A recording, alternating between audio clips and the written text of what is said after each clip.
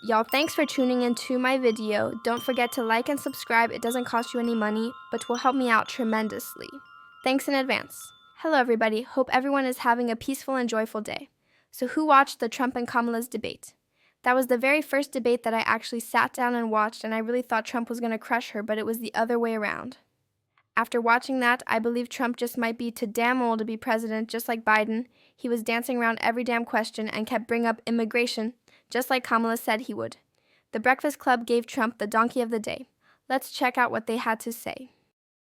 Gather around, all right? Donkey of the day for Wednesday, September 11th goes to the former celebrity-in-chief of the United States of America, Donald J. Trump. We all watched the debate last night. If you didn't, you missed a good time. Okay, Vice President Kamala Harris versus the former 45th President of the United States of America, Donald J. Trump. And if you're being honest with yourself, doesn't matter if you are a Democrat or Republican, independent, if you're just an honest person who calls things like it is, then you have to admit it was a complete and utter dog walk. Okay, I mean an absolute flawless victory for Vice President Kamala Harris. It went exactly how I said it would go when they was having a straight up debate, exchanging policy, if you want to say that. She washed him, all right, simply because she knows what she's talking about and he doesn't. So he decided to talk out of turn, tried to overtalk, threw a couple of insults, lied. You know, the insults he did try to throw, they didn't land. And he ended up looking like a madman, okay, a devil damn lunatic. Look, when Trump and Biden debated, after that debate, Democrats finally told the truth about their candidate, and America, okay, MAGA, it's time you tell the truth about yours. Okay, I will never for the life of me understand how or why Republicans just gave their party over to MAGA. But after last night, there has to be some type of buyer's remorse. I get it. Okay, in 2016, you bet on the right horse. Okay, 2020, that horse didn't come through for you. Your gamble didn't pay off. But in 2024, why? Should have went with Nikki Haley, Chris Christie maybe, but Donald J. Trump, the oldest candidate to ever run for president, he just doesn't have it anymore. Okay, he never really had it, but there was an entertainment factor to what he did. And even though he lies all the time, he always seemed more sincere about his lies than Democrats did about their truth. He killed the language of politics. Okay, because of Donald J. Trump, politicians, if they choose to, can speak freely. The language of politics is dead, and that's because of Donald J. Trump. But now, when he speaks freely, he just sounds incoherent. He does not have a grasp on policy. In fact, he told us last night that he doesn't even have a plan. He just has a concept of a plan. Listen. Obamacare was lousy health care. Always was. It's not very good today. It's still never going to be great, and it's too expensive for people.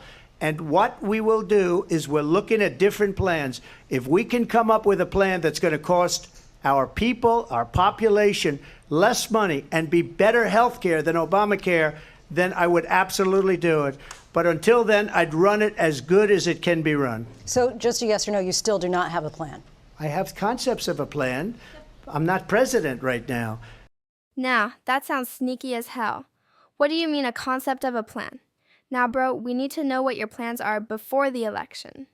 Now, but if we come up with something, I would only change it if we come up with something that's better and less expensive. And there are concepts and options we have to do that. Wow. And you'll be hearing about it in the not too distant future. For all my brothers out there who was having a summer fling with a woman and now it's getting cold, she's going to be looking to develop something more serious possibly. If she wants to be in a relationship and she asks you, what are we?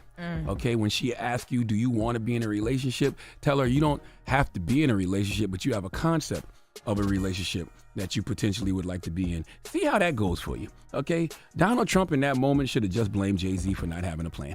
Okay, everybody else blaming Jay-Z for stuff this week. Pile on Trump. Listen, the vice president nailed it last night when she said Donald Trump looked weak and wrong. He literally fell for every single trap she laid out. See, talking about how he sounded nuts when he started talking about Haitian migrants eating dogs. But Kamala laid the trap for him because she knew what to say to get in his head and disturb his fragile ego. Listen to the setup. Then he's going to talk about immigration a lot tonight, even when it's not the subject that is being raised. And I'm going to actually do something really unusual, and I'm going to invite you to attend one of Donald Trump's rallies, because it's a really interesting thing to watch. And what you will also notice is that people start leaving his rallies early. out of exhaustion and boredom. She can't talk about that. People don't leave my rallies. We have the biggest rallies, the most incredible rallies in the history of politics. What they have done to our country by allowing these millions and millions of people to come into our country, and look at what's happening to the towns all over the United States. In Springfield, they're eating the dogs, the people that came in. They're eating the cats. They're eating the pets of the people that live there. I want to clarify here. You bring up Springfield, Ohio, and ABC News did reach out to the city manager there. He told us there have been no credible reports of specific claims of pets being harmed, injured, or abused by individuals within the immigrant community. Well, I've seen people on television. Let me just say here, this is the people on television say my dog was taken and used for food. So maybe he said that, and maybe that's a good thing to say for a city manager. Again, the Springfield city manager says there's no evidence of that. Vice President Harris, I'll let you respond to the rest of what you've heard. You talk about extreme. Extreme is an understatement. That's why she laughed at the end, because she knew her plan had worked. She was chuckling because she knew she just scored. She brings up that nobody is coming to your rallies, that people leave early because you be at the rally sounding crazy, and you reply by sounding crazy. Donald Trump don't even know how to be racist right anymore. There was a time he would have blamed the pets being eaten on China, but he don't even have that kind of spark anymore. Okay, the vice president had him on the defensive all last night. The bully got bullied. He was bobbing and weaving, ducking, and when he did swing, he just didn't land much. MAGA, you have to be honest with yourself. Okay, when Nikki Haley said the first party to get rid of their 80-year-old candidate was going to win this thing, she was probably absolutely right. All right, there was no reason for you all to restart the Trump train. Okay, the man has a whole bunch of other things he should be dealing with, like his criminal cases. But no. Now, last night was not an election. I am fully aware, and I'm sure his base was not moved. They will be there in November riding with Trump. But what about those undecideds, those independents? Okay, last night, Politico reported that in the first hour of the debate, 71% of Kamala Harris's grassroots donors were women. 71%. You know why? Because the vice president laid out simple and plain how Donald Trump is the person who appointed 3 Supreme Court judges who abolished Roe v. Wade, and how Trump takes full credit for the attack on women's reproductive rights. And Donald Trump's only defense to that was a lie. Let's listen. Well, the reason I'm doing that vote is because they have abortion in the 9th month. They even have, and you can look at the governor of West Virginia, the previous governor of West Virginia, he said the baby will be born and we will decide what to do with the baby. In other words, we'll execute the baby. Trump is reaching. His ass knows damn well. No one is getting abortions at 9 months. Now he just sounds silly. Why I did that, because that predominates, because they're radical. The Democrats are radical in that. And her vice presidential pick, which I think was a horrible pick, by the way, for our country, but her vice presidential pick says abortion in the 9th month is absolutely fine. He also says execution after birth. It's execution, no longer abortion, because the baby is born, is okay. And that's not okay with me. Each individual state is voting. It's the vote of the people now. It's not tied up in the federal government.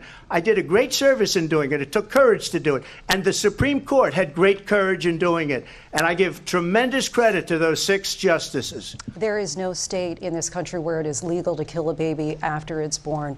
Madam Vice President, I want to get your response to President Trump. Well, as I said, you're going to hear a bunch of lies, and that's not actually a surprising fact.